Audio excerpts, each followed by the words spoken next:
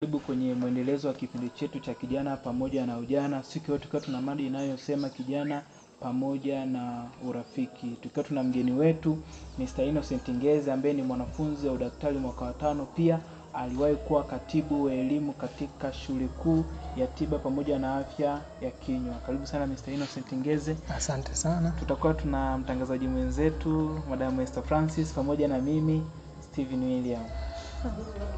Sasa Mr. Innocent. Naam. Kitu cha kwanza nataka unipe picha kwa wewe kama wewe kupitia kama kijana wa kiume, lakini pia kama mtu ambaye ushakuwa kiongozi wa elimu kwenye shule yetu hii kuu ya tiba, lakini pia katika life circumstances zako, picha kuhusu urafiki. Ukisema urafiki unakuwa umelenga kitu gani kwa mtazamo wako wewe? Asante. Kwanza nipende kumshukuru Mungu kwa nafasi hii na muda ambao imempendeza yeye kwa mimi kuwepo hapa, lakini pia nipende kushukuru uongozi kwa kunipa nafasi hii ya kuongea na vijana wenzangu hasa ambao tupo katika imani moja. Cha kwanza hicho, lakini zaidi ya yote shukrani na heshima zinaenda kwa Mungu. Kwa life experiences yangu, kwa jinsi nilivyopitia, naweza nikasema urafiki, au nikisema ni rafiki ni nani, nadhani ndo mada ilikuwa hivyo, au nimebadilisha swali.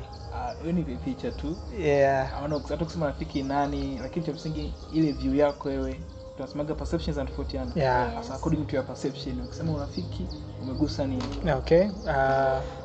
Kwa urafiki, rafiki ni mtu ambaye anakuwa karibu na mimi. Kwangu mimi sasa, nikisema rafiki yangu ni nani, ni mtu ambaye yupo karibu na mimi kiasi kwamba tunaweza, kuna vitu ambavyo tunakuwa tunashare kwa pamoja.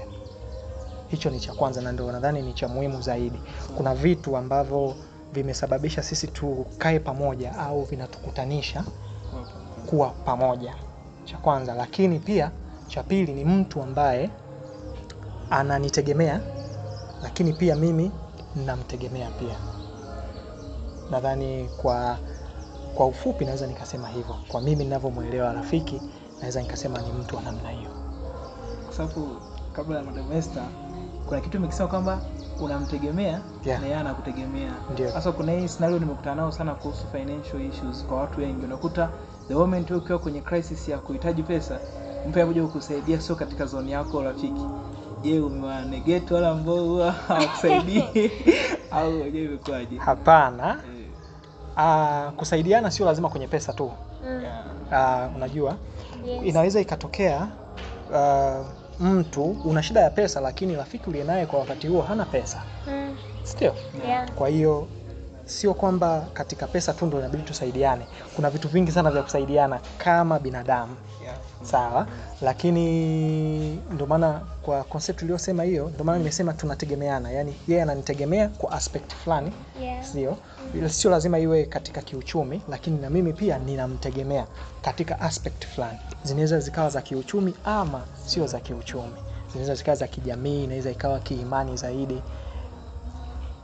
Nadhani ndio nilikuwa naongelea kwa mantiki hiyo. Okay, kwa kunakuwa na exchange. Yeah. Yes. Bishop hiyo tunaita barter trade. Kwa hizo. Sawa. Mr. Ngeze, mimi nina swali hapo. Wewe umekutana na changamoto gani kati ya watu uliokuwa unakutana nao katika kujenga urafiki? Wanasema kawaida, wanasema hakuna kitu kisichokuwa na changamoto. Yes. Kwa kuwa sisi ni binadamu na tupo duniani, kwa namna moja au nyingine tunapata changamoto mbalimbali. Sasa katika kujenga urafiki, kwanza inategemea ni urafiki wa aina gani. Cha kwanza, naweza nikaongelea hapo kidogo. Urafiki kwa jinsi mimi ninavyojua au kwa sehemu ambazo nimepitia, nimesoma pia, kuna urafiki wa aina 10. Yes.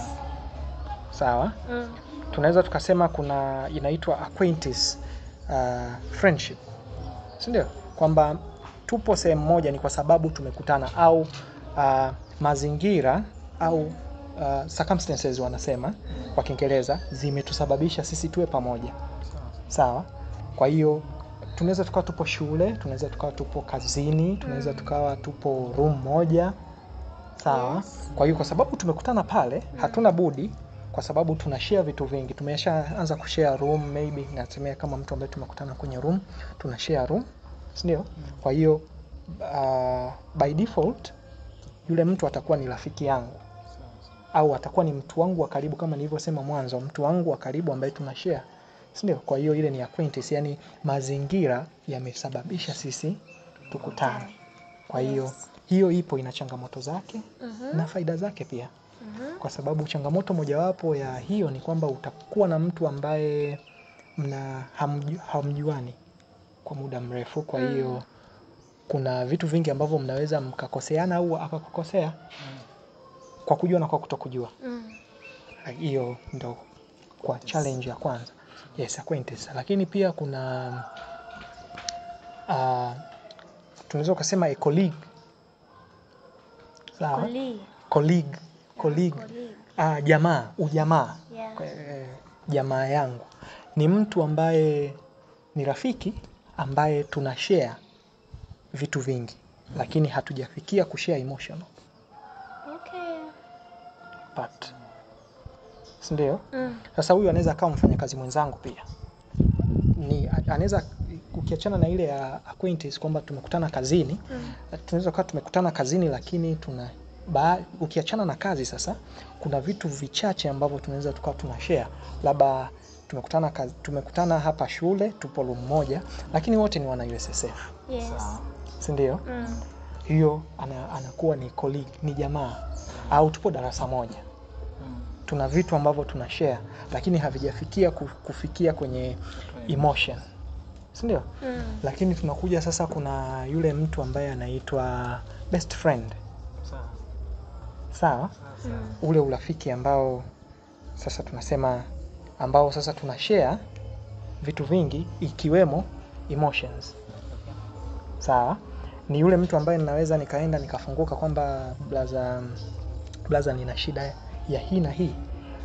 Akanishauri, akanipa namna ya kutoka katika ile sehemu niliopo au akanipa kitu cha kufanya. Alafu pia kuna lifelong friendship. Ngoja kwanza hapo kwenye best friend. Ya kama unajua ina 10 ni nyingi sana. Lakini kwanza umenipa kitu cha kufikiria. Kwenye best friend na mara nyingi na kama unapitaga shorts vya TikTok pamoja na YouTube. Kuna hii scenario ambayo naiona sana online, kama umesema best friend tunashare emotions. Kuna hii scenario ya best friend kuja kureplace girlfriend pamoja na boyfriend ya. Ni sahihi kama ndo kwa sababu tunashare emotion ndo kazi ya best friend au ni misinterpretation ya urafiki? Hapana. Sio sahihi.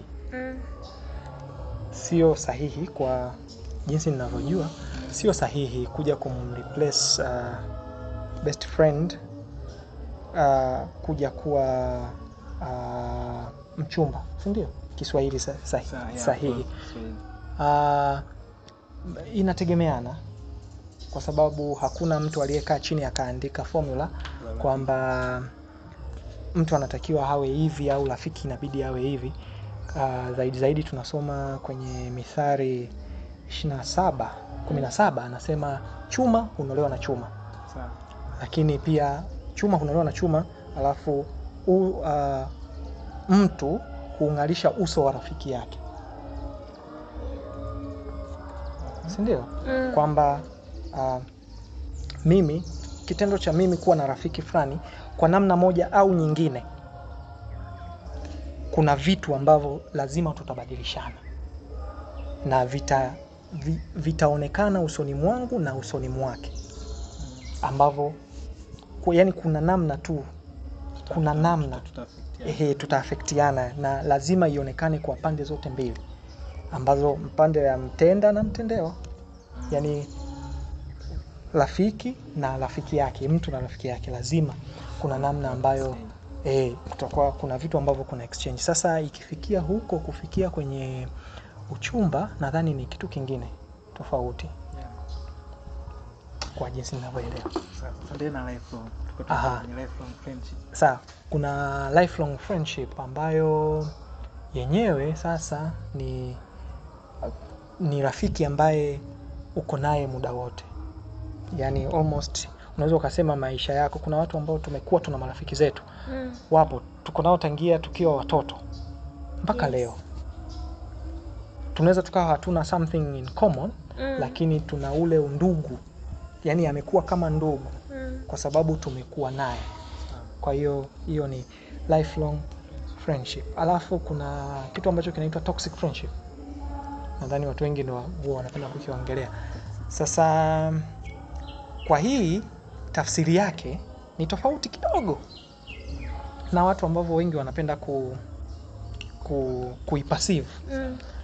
Kwa sababu mimi ninachoamini na nadhani ambacho ni sahihi, ili uwe rafiki mwema kwa mtu, inabidi uwe rafiki mwema kwanza kwako wewe mwenyewe.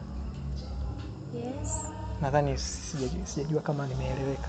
Lakini nadhani ili uwe rafiki mwema kwa mtu, inabidi uwe rafiki mwema kwanza kwa nafsi yako wewe mwenyewe. Kwa inaanza na wewe mwenyewe. Wewe ni mtu wa aina gani? Unahitaji kuanzisha urafiki na mtu. Je, wewe ni mtu wa aina gani? Kwa cha kwanza inabidi ujifikirie wewe mwenyewe kwanza, uko tayari kuwa na rafiki. Kwenye huo urafiki ni kitu gani ambacho wewe kama wewe utapeleka? Sawa? Yes. Kwenye ule urafiki ambao nyie mnaenda kuuanzisha. Si ndio? Lakini pia yani cha muhimu zaidi na cha msingi, unatakiwa ujijue wewe ni nani.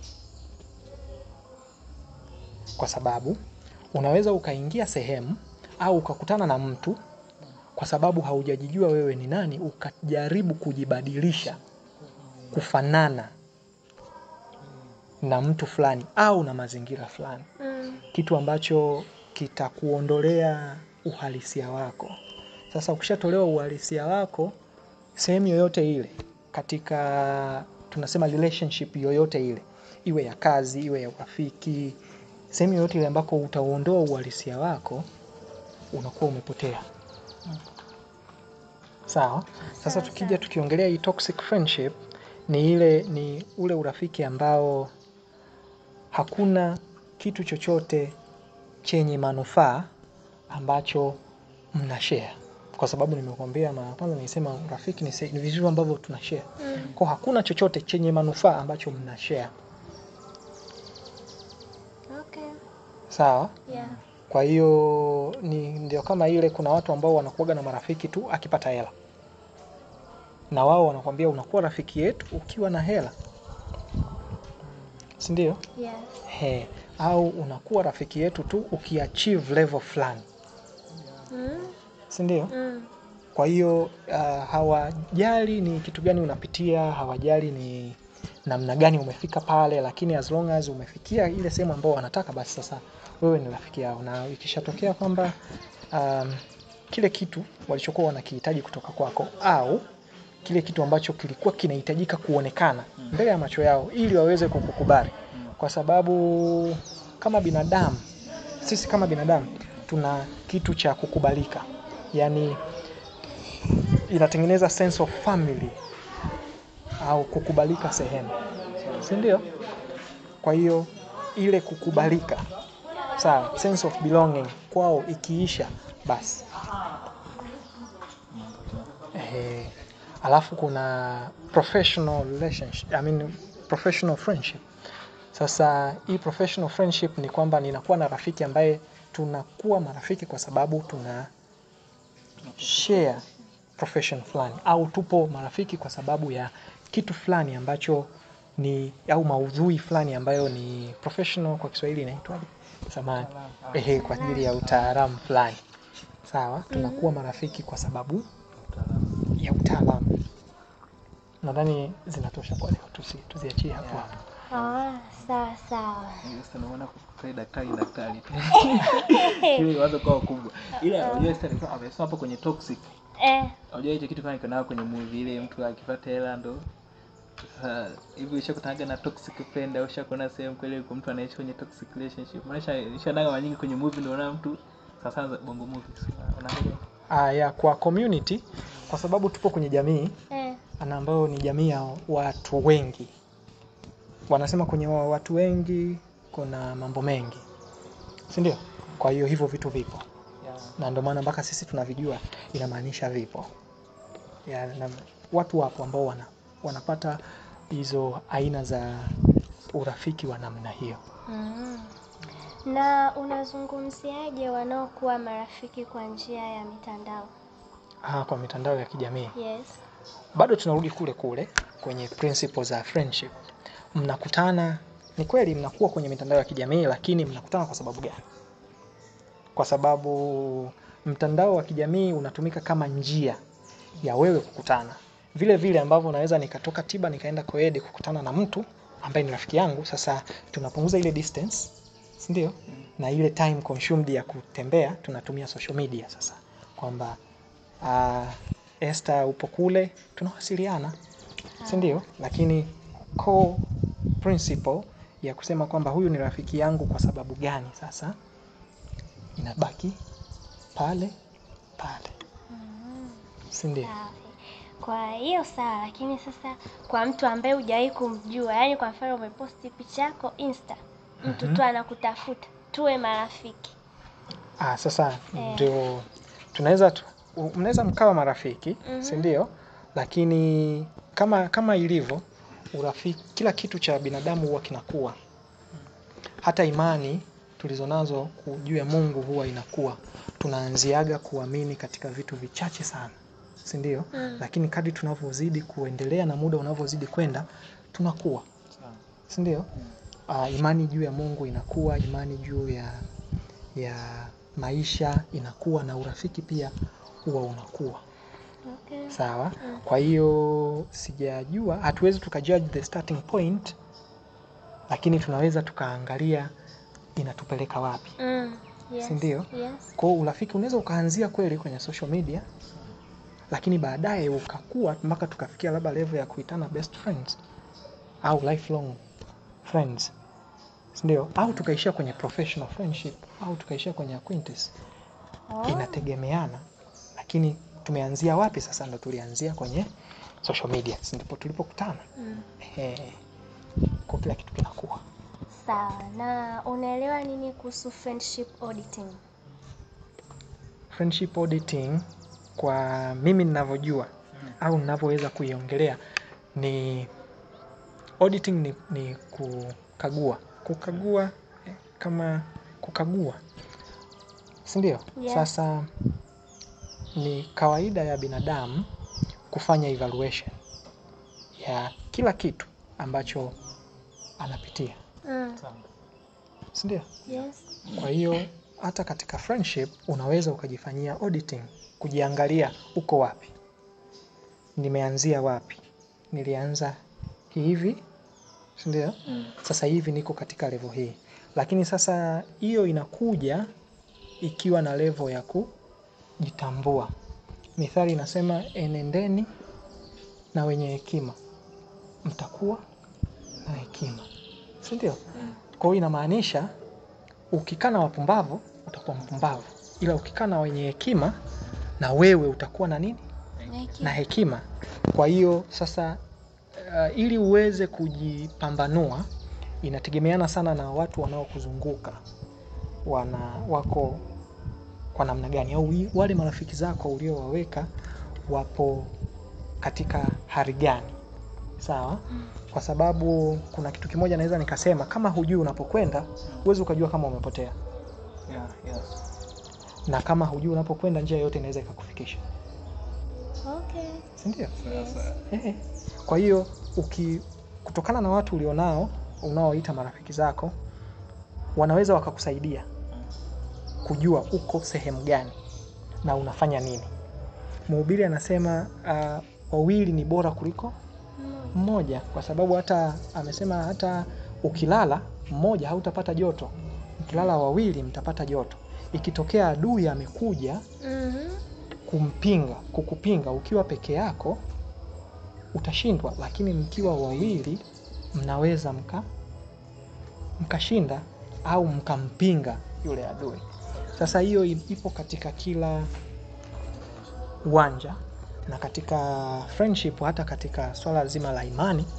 Kama sisi tunabidi tutafute marafiki ambao wanatuongezea imani, sawa, lakini bila kusahau wale ambao imani yao haijafika ile level ambayo inatakiwa ifike, au katika ile level ambayo sisi tunaamini, tuwasaidie basi na wenyewe wanyanyuke. Sawa. Sasa hapo kwenye urafiki umesema kwa mfano kwenye swala la imani, lakini hebu kuna kitu kimoja nilikuwa nimekutana nacho sana. Ni sana kama wewe kijana wa kiume lakini pia ni mtumishi, pia ni kijana wa Kristo. Kuna hii scenario maybe kwa mfano tuseme, kwa mfano unajua kuanzisha urafiki na washikaji wenzako sio shida. Yaani ile kama kwa mtu unamwona ni mwana vipi sasa. Hasa nakuja kwenye kuanzisha urafiki na mdada, ni urafiki ambao ni plain, kama umeona kuna kitu ambacho wewe unakihitaji kusudi kufika hatua fulani. Hasa je, kwako kuna ugumu wowote? Maana kuna ile scenario, kuna ile perception ambazo mtu anakuwa nazo, sasa na dada anakuwa nazo akiona kijana kama amemapproach kwa jitu ya plain friendship. Kwa kwa wewe unatumiaga mbinu gani kusudi kuhakikisha kwamba ile borderline haivukwi, kwamba tunabaki hapa tulipokuwa tumeanzia? Naam. Ukisoma Wakorinto nadhani inasema msidanganyike, mazungumzo mabaya huharibu tabia njema. Si ndio? Ndiyo.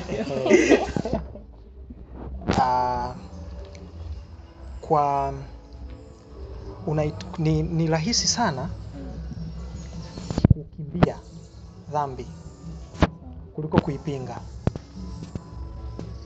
Nadhani unanielewa. Tukalisha hapo. Yaani ni rahisi sana kuikimbia kuliko kupingana nayo. Sawa? Sasa vile vile tunarudi kwenye ile misingi niliyokuambia mwanzo. Wewe ni nani? Sawa? Kwenye huo urafiki unategemea nini? Sawa? Kwenye huo urafiki ambao unategemea wewe kuuanzisha. Sawa? Uwe na mwanaume au uwe na mwanamke. Sawa? Unategemea nini utakipata pale kwenye huo urafiki? Sawa? Lakini una malengo gani pia?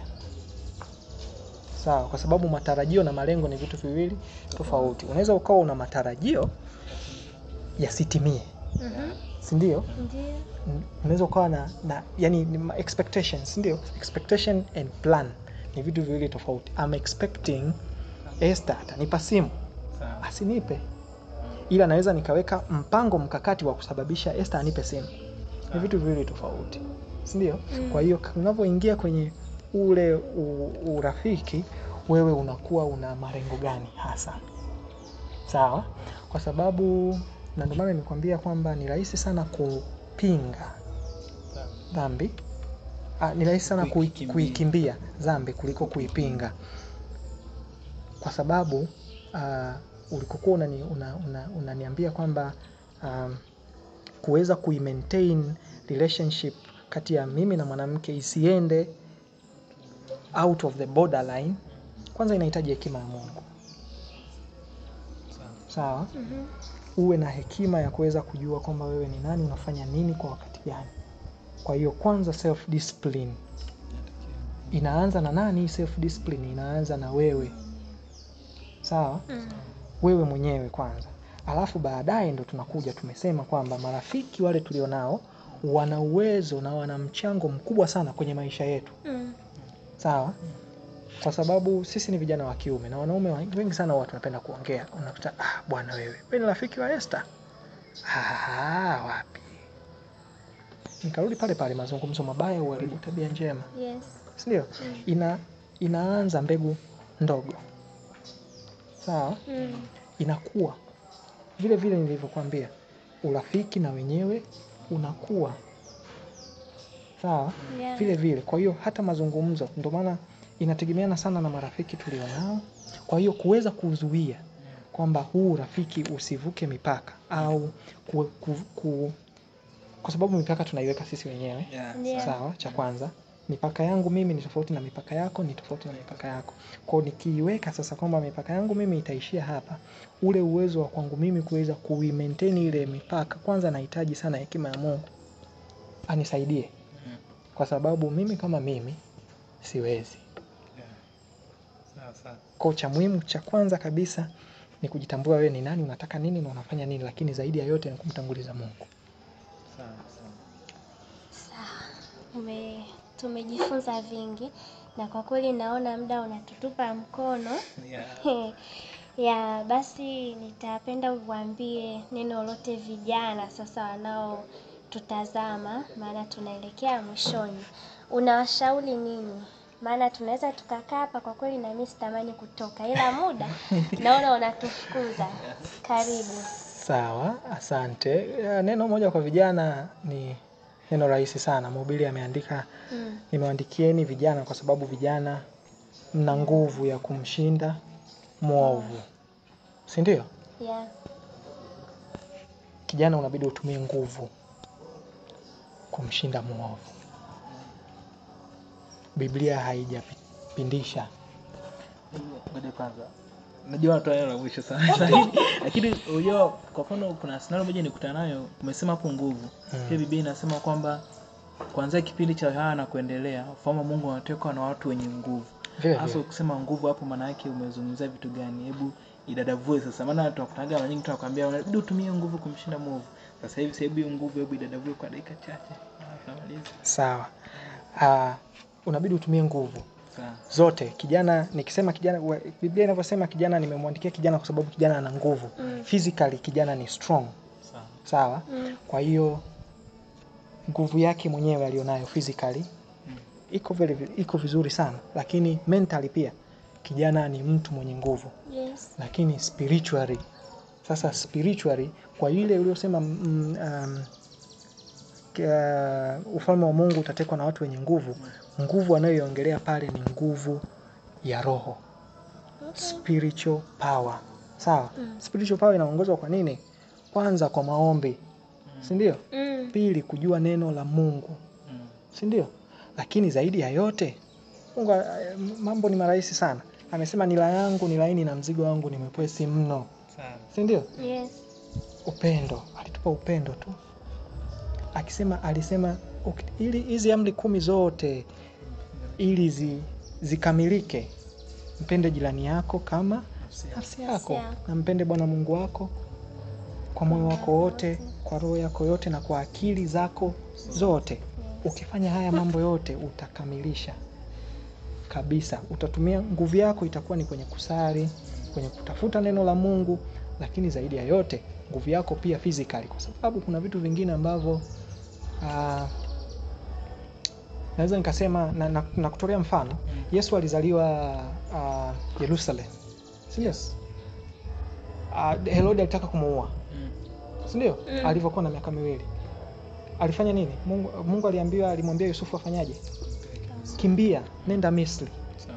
Si ndio? Sio kwamba alikuwa anashindwa kumzuia Herode kumzuru yule mtoto. Si ndio? Lakini alimwambia ondoka. Si ndio? Ondoka. Nenda Misri kwanza, akishakuwa na hii hali ikitulia huku. Si ndio? Rudi. Ndio hivyo. Pia tumia akili yako ulionayo kama kijana. Unajua kabisa situation nilionayo hii ni ngumu. Naweza nikakimbia. Si ndio?